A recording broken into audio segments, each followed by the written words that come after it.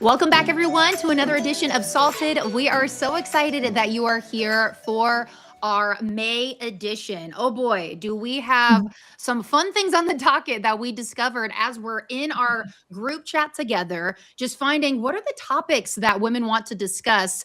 It is going to be overall, I would say, wellness. And some of this might surprise you because I would tell you it surprised all of us just digging into statistics and what women are pressing into when it comes to their mind, their body, relief in general. But before we dive into the topics today, as we always love to start out the show, love to give a little updates on just where people are at in life. So Vivian, if you would like to start, then Stephanie, then Trudy, and I'll end for us to kind of give a few little life updates before we dive into the show today. Yes, I'm so excited to be here and to talk about the things we're going to discuss this afternoon. So, a lot of things going on in my life. I'm at the 1 year mark since I retired from the federal government. And since then, I've published a couple of books. I published a leadership guide, and then I just started sitting around wondering what was next. Putting my toe back into the workforce, I do currently have a new position that I'm working outside of the home. And so that's been challenging and rewarding. And just kind of trying to get back into the groove. I had to go buy some new suits because, about 5 years ago, when the Forest Service sent us all home on remote work, I kind of outgrew some of my outfits, and then I lost some weight, and then I gained weight. So none of my clothes fit. So I did get to go out and buy some new outfits. So that's pretty exciting. But yeah, that's what's going on with me is I'm just trying to get back into the groove, back into the workforce. So it's been a ride so far. I love that you got to go shopping. That's such a fun update. It's been a while. Yeah. Well, over here in the Esposito household, things are pretty even and pretty consistent. We do have a brand new driver in the house as of today. And so that is huge. And we're also in the middle of travel baseball season and soccer season. So I'm running all around with my minivan and dropping off, picking up, and doing all the things. But, the older you get, I think stability and consistency and having very little updates are a blessing. So I'm very blessed today. I love that. Yes, you are, Stephanie. So blessed. Simplicity is really, really good. Just busyness is overrated. It really is. I mean, being 56, I just celebrated my 29th anniversary, and I'm so excited and thrilled. But I'm also like the sandwich generation. I have an elderly mom that I'm taking care of. I have a 10-year-old that's running around right now. You can probably hear her footsteps. And I have a 20-year-old, and, I'm still building my business. And so just relying on God each day to find out, okay, what do you want me to pick up today? What do you want me to lay down? What's really important to the Lord? Because that's what truly matters. Everything surrounds and centered around him. I used to chase after the shiny objects all the time. And the Lord's like, you don't need to chase because I'll bring it to you. And so just learning how to rest and say, you know what? I don't have to fit in. I don't have to do what everyone else is doing. I'm just going to follow Jesus with open hands. And so that's kind of where I am, like wondering what the next day is going to bring, and just very thankful to be here to celebrate. I love all of the updates. I love the shop.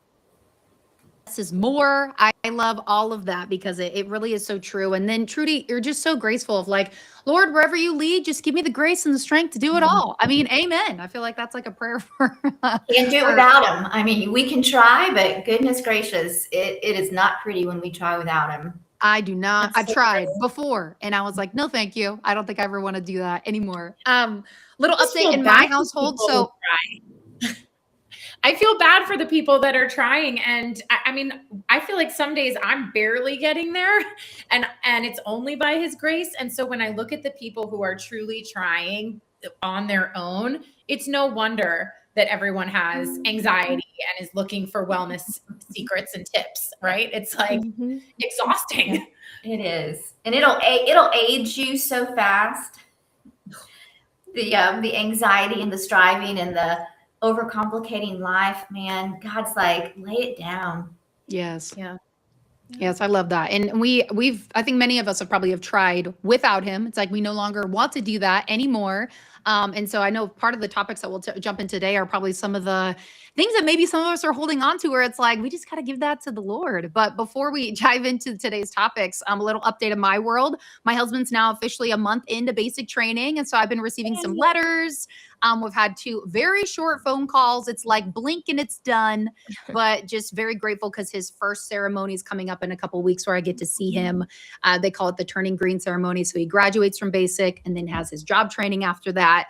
So before you know it, it's like I'm going to receive the orders and then we're going to be moving. And people are like, "Where are you going?" I'm like, "I don't know. Apparently I don't get these things until right before he graduates." So talk about just giving it to the Lord, because I have family members being like, "Well, aren't you a little?" No, I'm not. I don't receive whatever you're trying to send to me. I'm just going to give it to the Lord. And when I get the orders, that's that. But outside of that, business is going well. Just really diving in deep with the Lord as I have my own alone time with him this season. And it's been challenging. I would say the last 4 weeks have felt like 4 months, because when you say, "Lord, just come in," it's like, he's like, "Okay." And you're like, "Whoa, like what is happening?" But at the same time, I wouldn't trade it for anything else, because where else would we be? Stuck in our own way, doing the same things, getting the same results. So I'm very grateful for this season of just pruning and refining. A lot of the sermons that I've been listening to and just been involved in with the disciple revival meetings that we have out here in Vegas are a lot about fire and how fire refines. And I'm like, "Bring it, Lord, heat it up." I mean, like, no pun intended for Vegas, because it gets triple digits out here, but like, bring the heat. Bring the heat. Oh, he will. Right. Be careful what you ask for. It's like praying for patience. Oh. Awesome. Well, we're going to go ahead and dive into our first topic here. And Stephanie, I'm so glad that you dropped this in the chat, because I definitely have a big God story when it comes to the cannabis side of things. And what is so interesting is, Stephanie, when you brought this up and we're like, let's have this group discussion, it was mind boggling to you. And then also myself, and I'm sure all of us, when we actually looked into the statistics of how many women are actually turning to cannabis, whether it is smoking cannabis or whether it is edibles. And it's crazy. I was looking at some of these statistics before we dive in to kind of give our thoughts. 47% of Americans have tried it. Now, that's in general. Now, when it comes to, there was one about women in here. Where was it? I'm like, where? It was something above the age of 40. Like, the statistics are staggering of women turning to this, of needing it for some sort. And I don't know if you guys have any insight of, like, maybe have you tried it? Do you know people that try it? Do you know why people try it? And it's becoming such a, here it was. Here's the statistic. I knew I'd find it. More than 1 in 3 women over 21 have consumed cannabis of any kind. That is staggering. 1 in 3 over 21. Now, we get maybe in their teens and 20s, people are sampling things, but we're actually seeing quite a bit of an uptake for women when they get older, also using it. So I just want to open up the discussion. Whoever wants to jump in first, I think this is an important one to just openly talk about, because it's stuff like this that when people don't talk about it, it's like they don't really know, can we talk about it? You know what I mean? Well, if that many people are doing it, then look around, even on a Sunday morning, to your left and to your right, and it matters to somebody. Because when you see statistics like that, and I know statistics can be manipulated, it just seemed like a topic that needed to be addressed. And I understand medicinal uses when people are, suffering through cancer and things like that. But as I dug deeper and really tried to understand, should Christians be doing this? That, and I'm talking recreationally or for things that maybe could be controlled by other influences like anxiety or like sleep. Should Christian women be doing this? And so that's why I thought it was so relevant to open it up and have the conversation. And I think it's almost impossible to have that conversation without making a parallel to alcohol. However, I think you can really kind of separate it afterwards pretty quickly and see that, there's symbolism with wine in the Bible. And like marijuana and many other drugs were never mentioned in the Bible because they didn't exist. And so we don't have a black and white, but what we do have is a bigger picture. Like Jesus always spoke in parables, and he always talked about having a clear mind, right? And being able to as it pertained to wine, even though it was used metaphorically as like a symbol for the kingdom of God, right? Like the fermenting of the grape, like turning into, there's a lot of like deeper symbolism there. There's none of that with any other drug. And I think we need to just be very careful, because I've heard some Christians say, well, it's legal. Well, there are a lot of things that are legal now that I don't think Christians should be doing, or that we don't condone typically as Christian women. And so I don't think that the legal, the legal thing, like argument works. Right. If you are, because we're a part of God's kingdom first. I'm a Christian before I'm an American and before I'm a resident of my state and everything else. So like God trumps what my state says, and even what, my nation says is okay.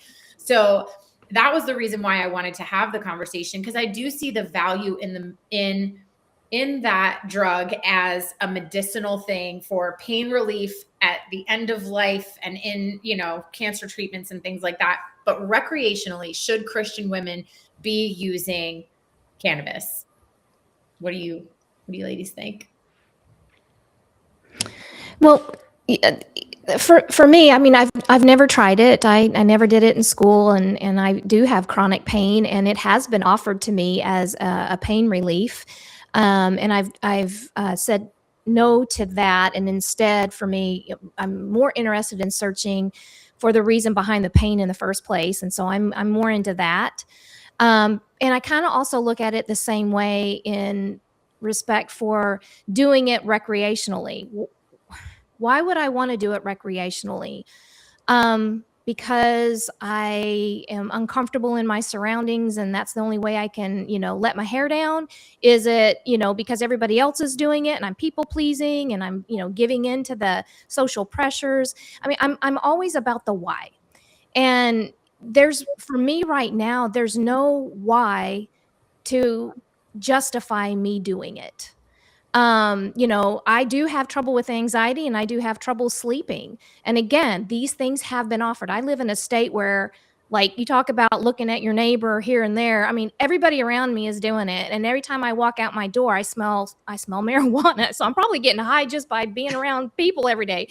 But it's like, it's the why. Why am I having the anxiety? And what's that root cause? And hey, Lord, will you help me uncover the root cause of my anxiety so together we can work on that and heal it from the inside out through Jesus? Why am I not sleeping? Why am I having insomnia? I mean, so for me, it's the why. And there's really no reason for me to do it recreationally when God is my healer in all these things, even my emotions and my social anxiety or whatever I may have.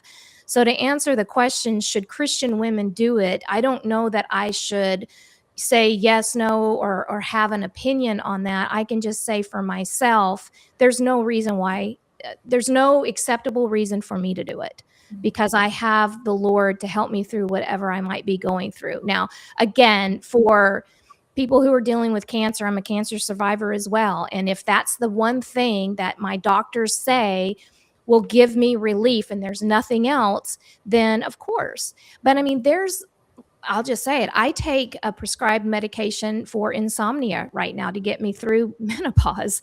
And I mean, there's probably repercussions for that prescribed drug that is going into my body. I don't know what it's doing to my body. It's probably not the healthiest thing for me either. So that's kind of where I stand on it. I don't see any reason why I would, unless God reveals there to be a reason for it. I love that perspective. Yeah.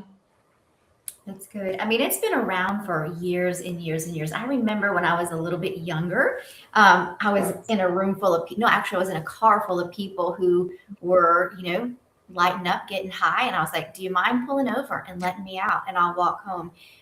For me, it's a big no, but I love people and who use it regularly for sleep or for anxiety. Some of my clients use it. And are we still trying to get to the root of the issue of why they're having the trauma episodes or the triggers or the depression or the anxiety? Yes. In the midst of that, we are still trying to get to the root. So for me to say someone who is going through struggles and trials and tribulations, it's not for me to judge. It's for me to help navigate them through to their healing and to their deliverance. And in the process, they will make the choice in the long run. Is this a yes for me or is it a no for me? I was sitting next to a girl the other day, and that's the only way she feels, unfortunately, that she can get through her day. Is that a lie from the enemy? Absolutely. Is it her crutch right now that she's holding on to so that she can survive? Yes. And so we come alongside of people and we encourage them, we equip them, we give them the knowledge. But do we have to join in with them? We absolutely don't. And so for me, it's all right, how can I help you? I see, you're struggling. One of my clients as well, she struggles with sleep. And so she calls it her cocktails. She has everything she needs. If she's gone 4 nights without sleeping, and that's what she goes to.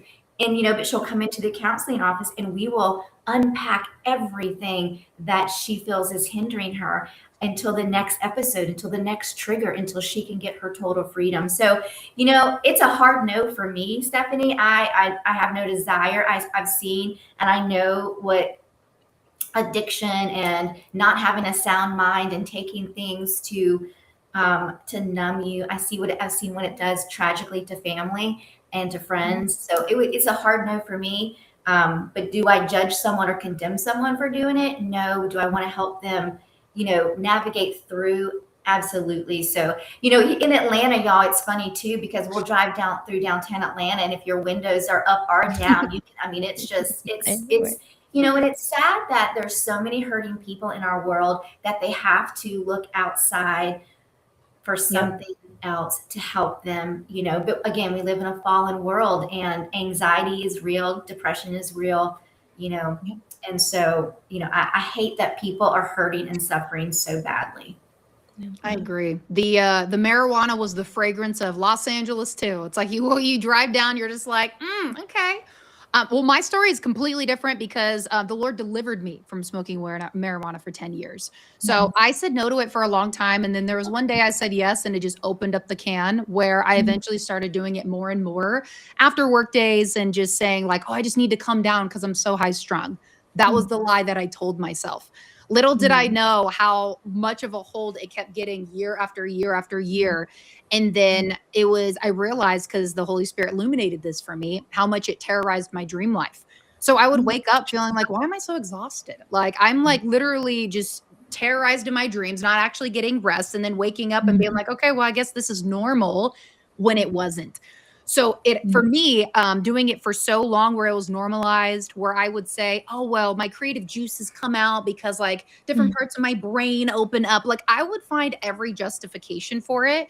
And then you would find those friends who justified it with you. So you're like, okay, great. Let's be friends together, And then like, here, have another drink. Yeah, exactly. Here you go. Right. We would literally like smoke a bowl and go sit on the beach and watch the sunset. And I'm like, this is incredible. Look at God's creation. And so here I am weaving in something, being like, look, Lord, it's great. Until this was like out of the blue. A friend of mine who's a pastor in San Antonio, Texas, they were doing a prayer and fasting in January. This was 2021, I believe. And so it was at 5 o'clock in the morning, Texas time, which is 3 a.m. my time in California, when I used to live there. And I was like, I'm going to jump on these just to be a part of it, because I just feel like I'm led to. And I was just exposed to so much of the Holy Spirit, exposed to people speaking in tongues for the first time. And about 5 days into it, at the end, I just heard the Holy Spirit saying, when you smoke, you cut me off.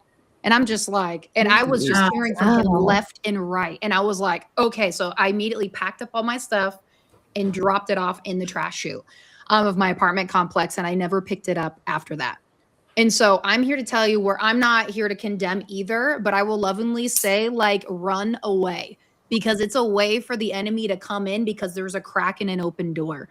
And trust me, there's plenty of times where it's like, I had some fun times, like really fun times. And sometimes parts of my brain are like, you want to go back there? I'm like, absolutely not, because I think of all the horrible things that came with it, not worth the trade-off. But more importantly, I heard the Holy Spirit clear, you cut me off. And I was like, never again. Nothing is worth that. So from my experience, and then the Lord had me share it publicly a year later, and I was terrified, but it brought healing to so many other people. And other people reached out and they were like, how did you do it? And honestly, this is like, I was in the Lord's presence and I was so hungry after him. He's like, will you give this up for me? And it was like, yes, because why would you want to even have something separate? So to your point, what I think all of you have said to a degree, the anxiety that I felt, the things that are the reason why I was smoking when I really let it come to surface, I was like, Lord, what do we do? Like, where do I go from here? And I found other things. I would turn to drinking, then I had to cut that out, or I would be chewing too much gum and my jaw would be sore. And it's like, why are you smacking so much gum? Like you're putting your tension somewhere. And the Lord's like, give it to me. And so I love this conversation because I've radically had healing from it. And I know other women that are listening to this, you can have that healing too. And so I love that we're bringing this up because there are other options. And the most important one is like, Lord, you show me where I need to heal. Reveal it so we can heal it in Jesus' name. Like that is the best part. And it may take time, but it's going to be the most sustainable and the best for you. Yeah. As I thought about whether or not it's okay for Christians to take part in things like that, I was really kind of like, obviously I don't want to be judgmental either. And if I came on a little strong, it was just because the legality of it, when I just don't like when people put anything above, like if that's your only reason, like, come on, just because Caesar said it's okay doesn't mean it's okay. However, I know that when I read the Bible, there's no promise of a pain-free life. There's no promise of even like, I mean, I do believe anxiety is a spirit and that you can cast it out, but there's no promise of perfection in life. And I just wondered, and I felt like God asking me, like, when you do things like that, in numbing yourself and taking away, even like you talked about your personality, because I'm so high strung, like I also am a little high strung. And so I can relate to that. But if I'm taking away a piece of whether it's like how God made me or the way that my mind is processing something, I'm really kind of potentially taking away an opportunity for God to be near to me in that season. Mhm. Because some of the times where God has been closest to me have been in my deepest pain. And I not physical for me, but like I have been through some really emotionally heavy things. And I think that if I turn to those things outside of the Lord, no matter what it is, and it can be any vice, then we take away an opportunity for God to be close to. He will be near to the brokenhearted. I mean, he talks about like depression. He talks about how he comforts us. And he also talks about a spirit of joy and how weeping might last for a night, but joy comes in the morning. And there's no joy in the morning when your dreams are taunted at night. There's no joy in the morning. So I think I just get like this righteous anger because it's a lie. It's a counterfeit from the enemy that provides some relief and maybe some fun for like a little bit. But if it's altering your mind and separating you from God, then you're getting ripped off. And as I was listening to these statistics of like how many women over the age of 40 even are trying to use it as a remedy for perimenopause and all these other things that they made up that didn't exist 20 years ago. It's like, why would we turn to anything but the Lord and think that it's going to be more effective? And it's challenged my pride, because if I have more confidence in anything over God as a remedy, then that means that I think that I can fix it better than him. I think that's where people they lose it, and not lose it, but the world has given us a false bill of goods of this is going to make things better. This is going to make things better. I work with a lot of women in their older age, and they're lacking confidence. They've lost their identity, and the world is saying, "Here, do this. This is going to make you so much better." We talked about on our very first show, didn't we talk about Botox? And yes, we did. Statistics with Botox, and this is going to make you feel better, look better. This is going to give you the confidence. But everything we need, to your point, Stephanie, is found in Scripture. But not only reading it, but truly, truly believing it. I was speaking to someone last night, and they're like, "Well, I know what the Word says. It's just so hard to believe it." But if we could believe what God says about us, that yes, there in this life we will have trials and tribulations, but be of good cheer. I have overcome this world. And know that, and I was last night, I was on a TV show and I even said, I'm like, Christians have it wrong. They think that once you become a Christian, there's no pain, there's no suffering, and so they think life is going to be just so sweet. And that's when the game gets, kind of rough, because the enemy now knows that you're a threat and he's going to try everything he can to kill, steal, and destroy the destiny on your life. But the world says, here, do this, take this, dress like this, drink this. You're going to be so much happier, when what we really need to do is go to the foot of the cross. And that's where life is going to make a lot more sense. Not going to be a lot less, it's not going to be more painless, but a lot more sense. I love that.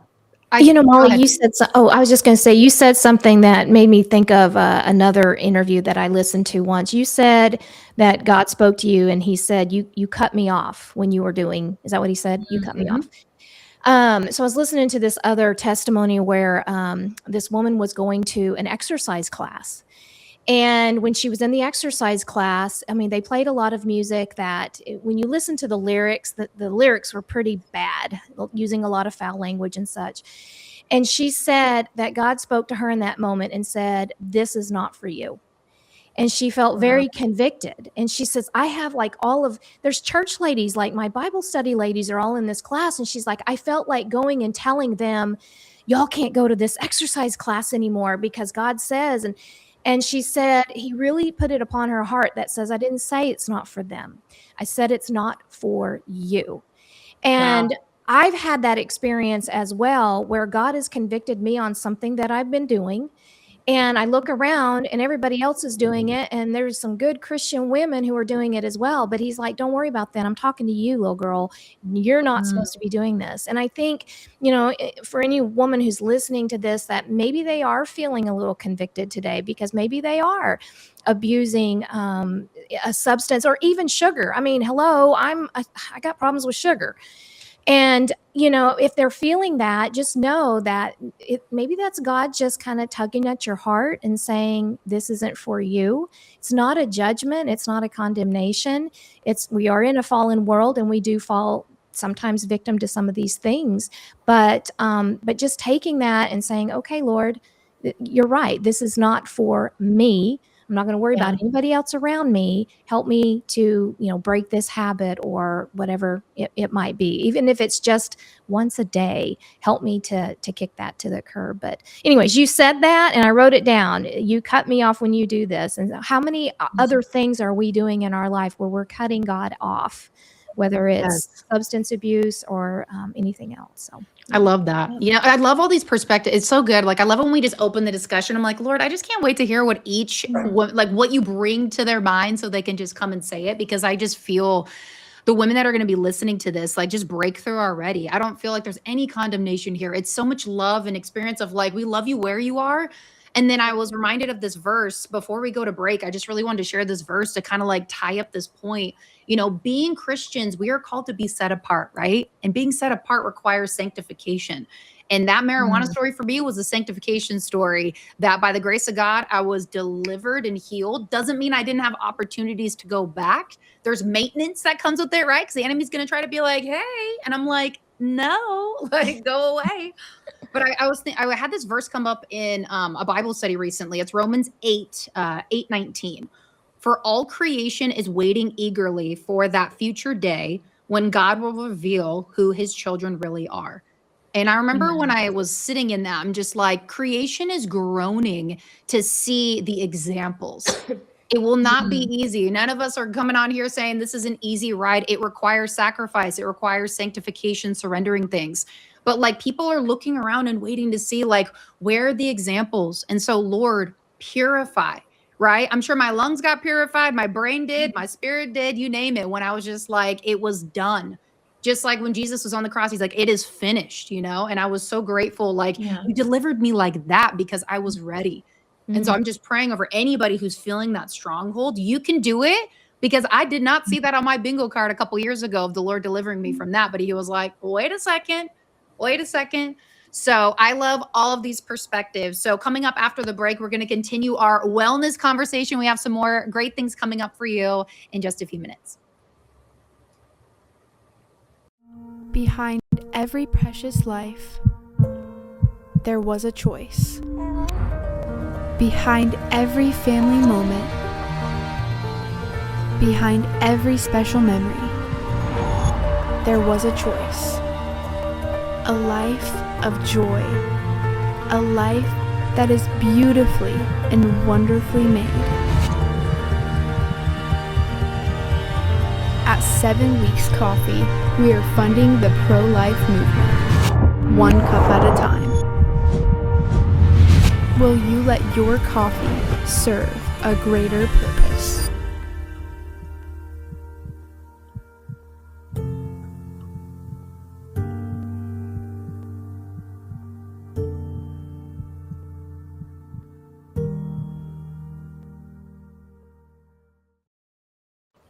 Welcome back, everyone, to the May edition of Salted. We are excited that you're here, and I hope that you gleaned something from our conversation earlier, because I love it when we bring up real topics and we're just like, here's where I'm at. There's like no filter on here where it's like, it's always coming out of love, and I just love that about this group.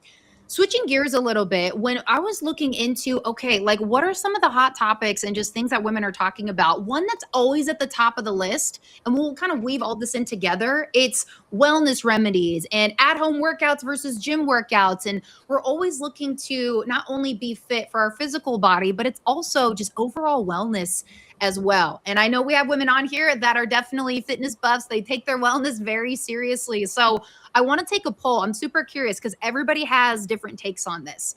At-home workouts, like maybe group workouts, working out yourself in the gym. Like, how do you stay active and fit? And we'll start with Stephanie, then Trudy, then Vivian, just to give some kind of order.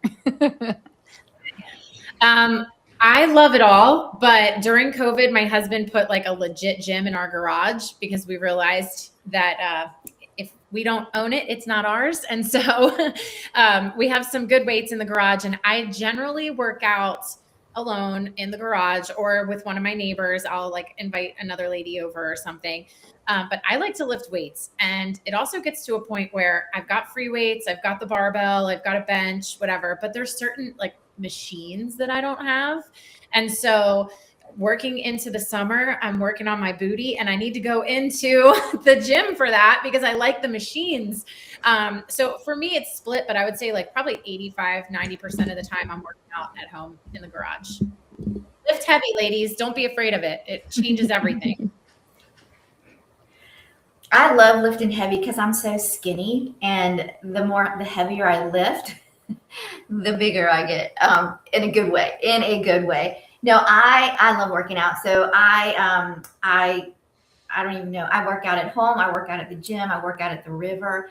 Right now I'm training for an Ironman with my son. So we're constantly out on our bikes, swimming in the lake, or running, but 2 days a week we're in the gym lifting because we've got to keep our muscles, bodies, everything strong and healthy. So yeah, I love it all. I love it all.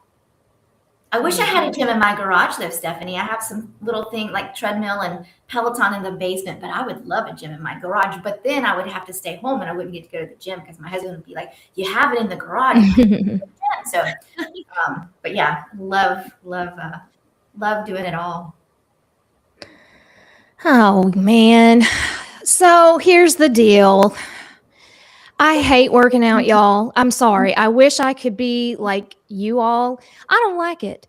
And I think part of it for me is because I do have some chronic pain. And so I'm usually dealing with that. And I know that when I get done, I'm probably going to like be hurting because of it. So I don't like it. But I have a gym in my house, and but I also bought another gym membership because, again, I'm home so much because I was a remote worker for so much. I am so sick of being at the house that I need out of here, right? And so I'll go to the gym because I'm like, I need people and stuff, but then everybody's got their earbuds in and nobody wants to talk to me there either. So I'm like, it's a thing. It is a thing. And I know everybody's locked in, they're doing their things and whatever. So I do it because I know I'm supposed to. It's good for my brain and my body and all the things. And I like it when I get in a really good routine and I start seeing the results. but I prefer to go to the gym because that's where the people are, even though nobody talks to me. At least there's other humans in the room. Around you. It's like They're proximity. around It's me. like I feel you're doing something, I'm doing something great. Rather Yes. than it's like crickets in your house because you're the only thing. Do you guys do it it's like a competition thing? If I go to the gym, I work harder, I think, because I'm like, I used to. I'll pick someone and I'm like, all right, I think I can work harder than her. I think I could beat that guy, or maybe I could even lift heavier than that guy over there. Like that, it pushes me a little bit more. So. I actually discovered that there's the gym that I go to out here in Las Vegas. They have like different rooms for different things. They got like a women's only room. They got like the room where all the guys hang out where the free weights are. Then you got the machines upstairs. Like it's huge. There's so many options, which I love. But I'm a heavy lifter, always have been since being a collegiate athlete. And I actually have to move because I do have pain from being a volleyball player, of throwing myself voluntarily on a floor for years. If I don't move, it starts to really hurt. And I'm like, nope, we got to keep it oiled, keep it moving. But I'm like you, Stephanie, where when I go into the room where all the other guys hang out, I'm like, oh, I know I could definitely out squat you. And then it's like pride kick, other things kick in. I was like, no. Like we're just here to work out. And I'm like, this is how injuries happen. So I have to, my 20-year-old mind in a certain room clicks on and we're like, no, like the body, like we just can't do that. But I'm very much, I can't work out at home. I'm trying to get more walking in. So in the afternoon, I'm a part of a mastermind group where these ladies are doing like 20,000 steps a day. I'm like, okay, I can maybe do 5 to 10. I don't know about 20. They got walking pads in their house. So I'm like, I'd rather go outside. But walking more just to like move a little bit because I'm sitting at my desk a lot. But to like everybody else working from home, it's sometimes the only outing I get.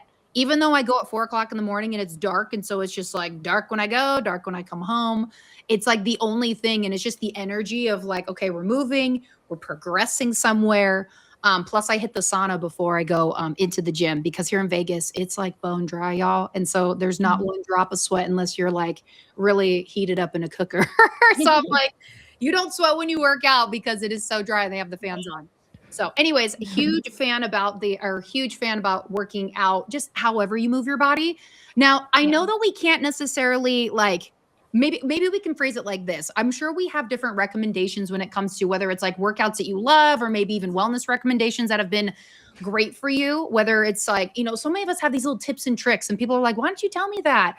By no means are we saying like, this is the one and consult your doctor first, right? Because like I have a lot of things that I love to use that have been so helpful for me in my fitness journey that have helped me mentally and physically. But, you know, there are so many wellness remedies, you know, paired with working out. It's like, which route do you go? Like, which one has worked for you? And honestly, I have tried hundreds. And it's like, you just kind of figure it out. And then different seasons, right? With what your body's reacting to. So I don't know if you have any like favorite workouts that you love to share. You're like, this is my jam, or like a remedy where you're like, this has really helped my body or my mind. Because I feel like women ask me that all the time, like, what do you do? And so I'm just like, you know what? I'm going to ask that on the show. Like, what do y'all do? I've started doing Pilates. My chiropractor suggested I do that because I have a lot of hip and pelvic issues. And he's like, you have got to get that core strengthened. And so he's like, have you ever tried Pilates? And I was like, no. So I tried it. Y'all, I did it one day and then I had to take like 3 days off. Everything was so sore. I didn't know that I could use certain muscles, like specifically in my stomach and back. And so I don't love doing anything, but I'm starting to enjoy the Pilates because I'm seeing results. And I don't like doing anything if I don't get a result out of it, right? So I hear you. I'm starting to kind of dig that. So, but nobody talks to me there either. But still, I'm enjoying being around. I would talk to you if we went to the same gym. Somebody needs Vivian. to talk to me. Public service announcement. You need a book club or something where you can use all your words for the day. I know. It's so funny. Anyway, Pilates for me. I've actually heard a lot of people, they have been slowly turning me over, like, I need to try that. And I'm like, I'm such a lifter, but I'm like, you know what? My body, as I get older, I'm like, I do need to stretch and I do Start need to now. like work those other muscles. So it's slowly growing on me. It's taken seed, but it hasn't sprouted yet. So here's just another, you're like the 20th person in the last 3 weeks. I'm not even joking. I'm like, okay, Lord, are you like trying to like guide me into the Pilates room? It's funny, but it's Well, definitely something a lot of people love. don't minimize it, because I'm a heavy lifter too, but I took a Pilates class literally a week ago with my 16-year-olds, and they can do anything at that age, right? It hurt so bad. Yes. And when I tell you, it was funny. The instructor came over to me. She goes, I can always tell my weightlifters, what do? You do Orange Theory or something? And I'm like, no, because I can lift a heavy weight, but you use momentum, right? With Pilates, you're holding, it's isometric. And all of a sudden you start to shake. My poor little legs were going like that. To me, weightlifting is a game changer. Eating protein, most women are protein deficient. And when I started doing like 40 grams at every meal, that was a game changer. But more than anything, so I gained 60 pounds and then lost 60 pounds. I gained it because I was in a very toxic environment, and the stress pushed me to a place that I have never been.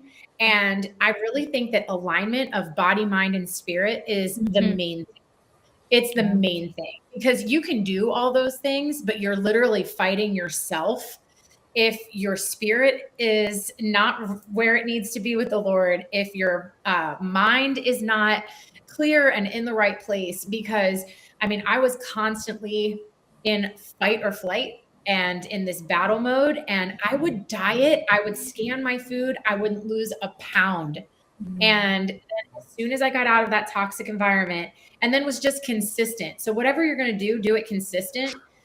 I do think that makes a huge difference, but alignment is huge. If you know you're not where you're supposed to be, whether it's a relationship or a job, or God's calling you to something else and you sit in it too long. For me, God told me like delayed obedience is disobedience. And even my body rebelled from that.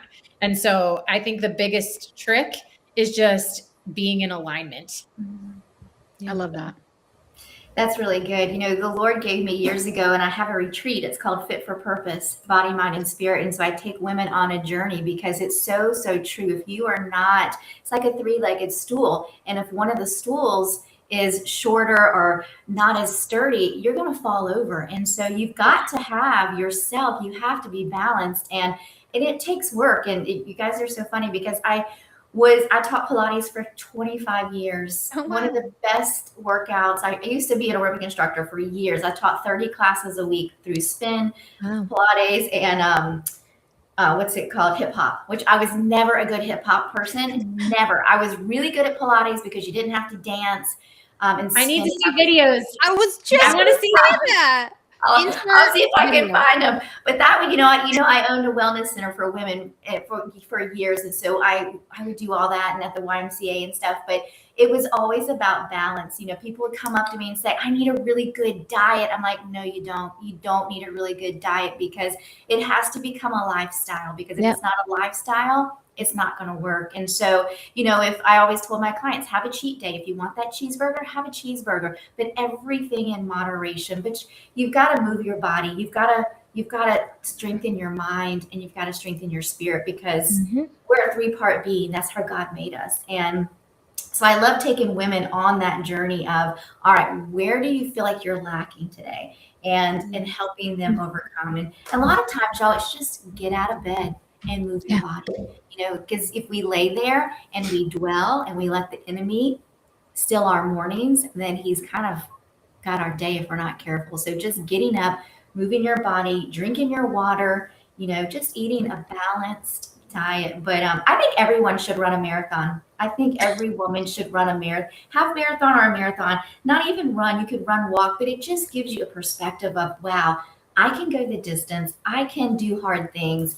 And if it doesn't challenge you, it doesn't change you. And so just trying something different and new. Trudy, I have a question. You were teaching 30 classes a week. Were you just like starving all the time? Like that is a lot of classes. I'm like, I would just be constantly having to shovel food in.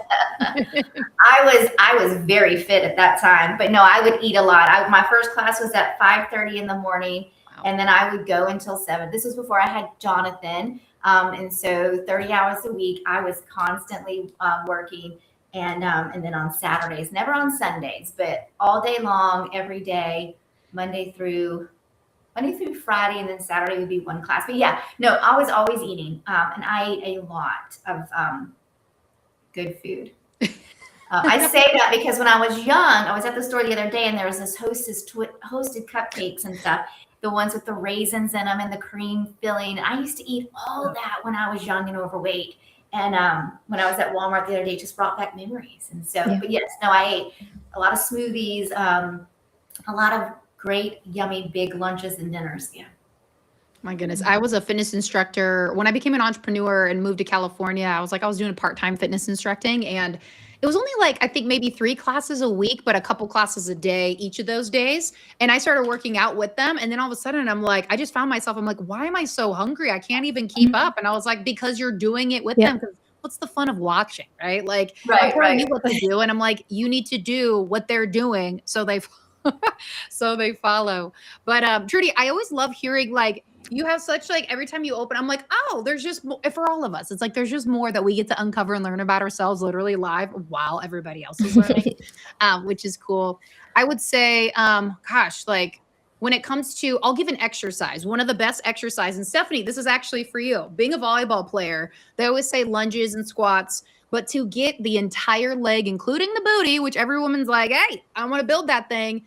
You need to lift heavier. You are going to have to eat more. Reverse lunges.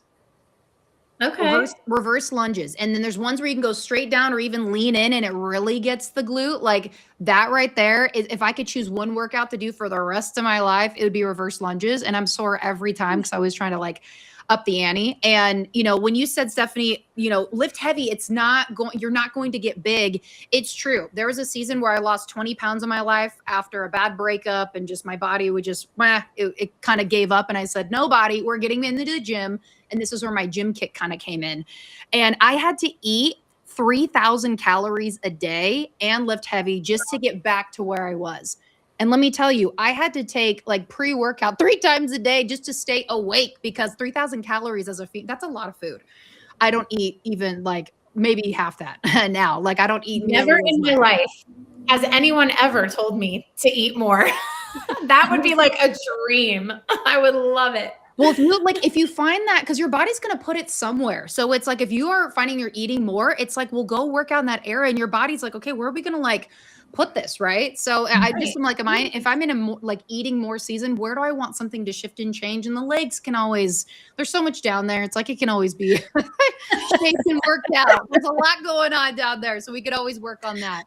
But yeah, outside of that, I mean, like reverse lunges are huge.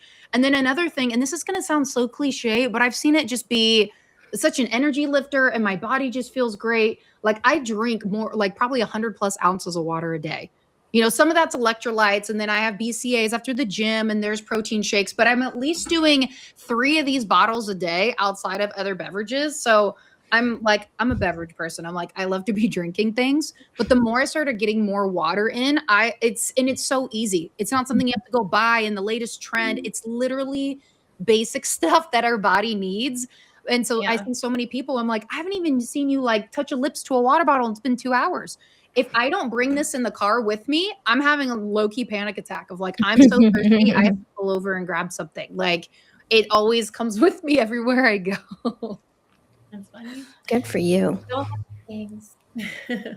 Yeah, just the basic stuff, right? And then sometimes, you know, you have the fun stuff. Like I just got excited yesterday. This is how you know you're getting older. I found a new greens powder that was like a 84% like yay rating on the Yucca app. And I was like, yay, like just it's clean and I didn't have to order it on Amazon. So like I'm always finding ways of putting extra nutrients in. I put Celtic sea salt in my water to give extra nutrients. Like I'm that person that's like, I'm doing one thing. How can I multiply it to get Yeah. more things so I don't have to take more time? Does that Mm-hmm. make sense to anybody else, or am I crazy? Perfect. Absolutely.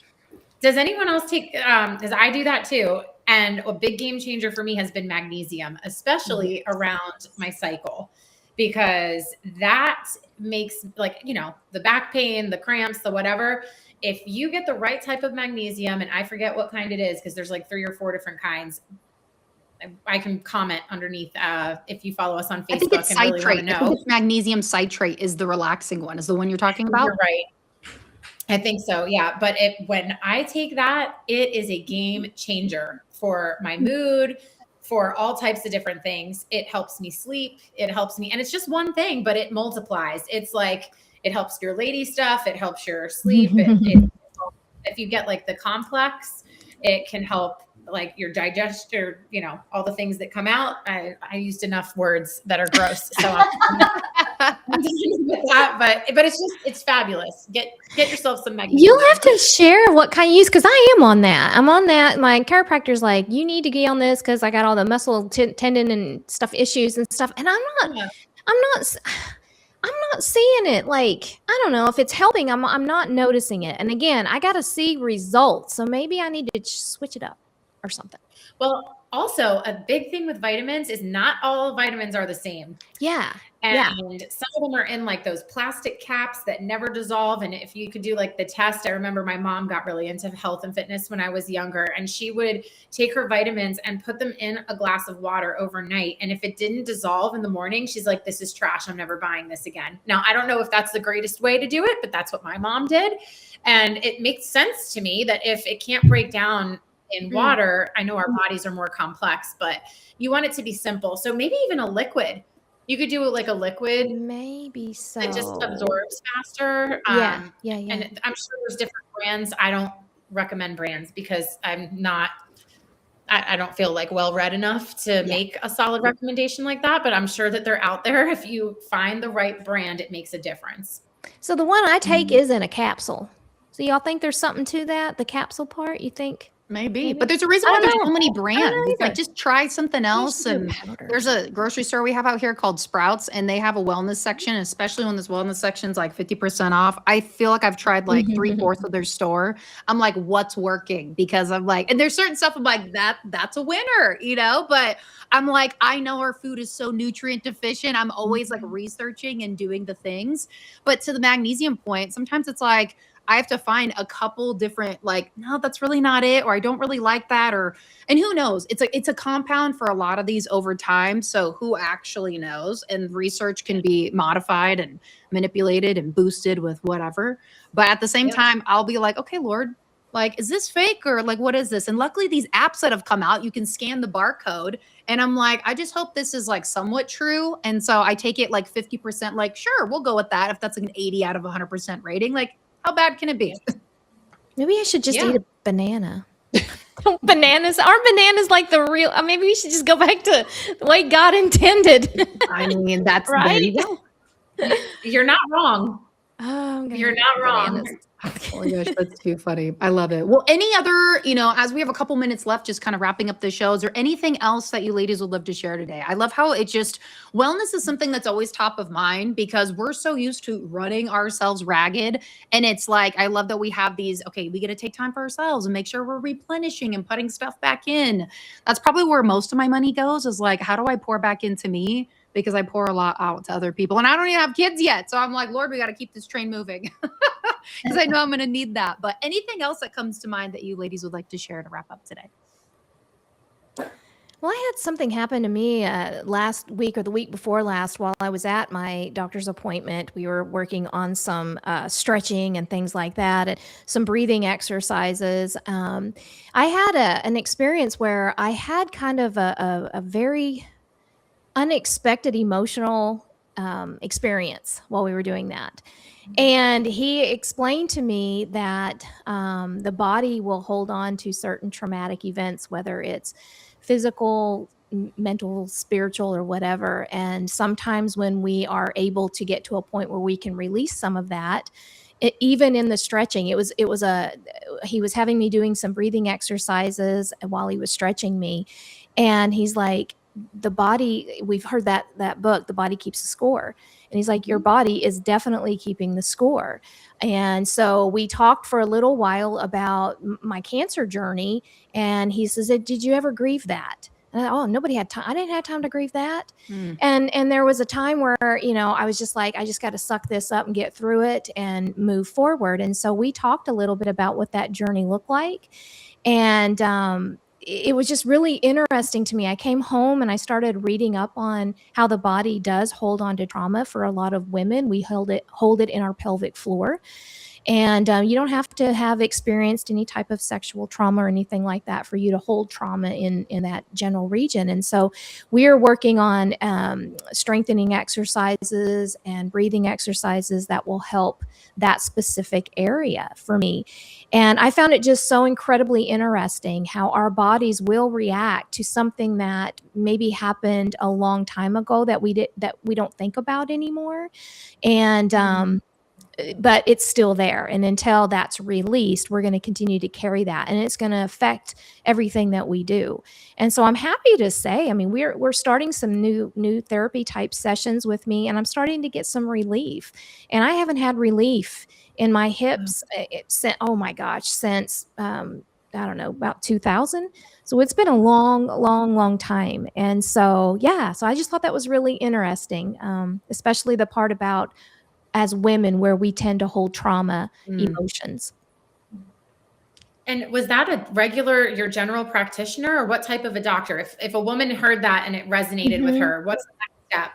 So I went to him because he's a chiropractor, but he also does a lot of stretching and things like that. And he does shockwave therapy as well. Shockwave is where he kind of generalizes an area and it's little shockwaves to kind of help break up scar tissue and things like that. And so it was a chiropractor, but it's called ART, and active release therapy.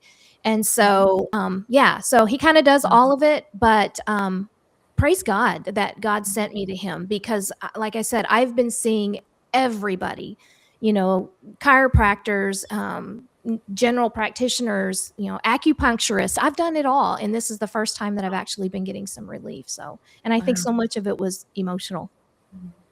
That's amazing. I'm so glad that you shared that before we wrapped up today, because it's like that right there. Somebody could be listening to the whole thing. They're like, I need to go find that person. Thank you for sharing that. I'm so glad you're getting relief. Thank you. Amen. Amen. Well, I feel like a great way to wrap up would be to celebrate another woman who is doing incredible things. And I don't know if anybody's into the track and field world. I know that Trudy, being a runner and a marathon runner, probably knows the name. But if you know the name Allison Felix, she's an Olympian. She's a business owner. She's a mother of small children. And today she decided to come out of retirement and go back to the Olympics. Wow. So she's training for that again. So not just celebrating her, but also just encouraging other women.